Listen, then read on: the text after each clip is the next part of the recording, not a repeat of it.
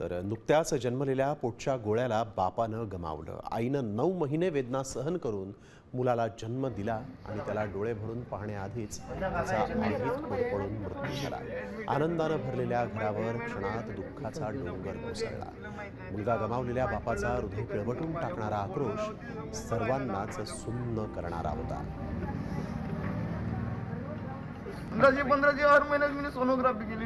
माझ्या बायकोले चांगला पोरगा झाला पाहिजे आहे ना, अजून मारून टाकलं मॅडम माझ्या पोराले. काय करायचं बायकोला अजून माहित नाही आहे काय होईल. मध्ये विचार येते. आता मी सगळं माझ्या आई बाबाला सांगितलं, मुलगा झाला.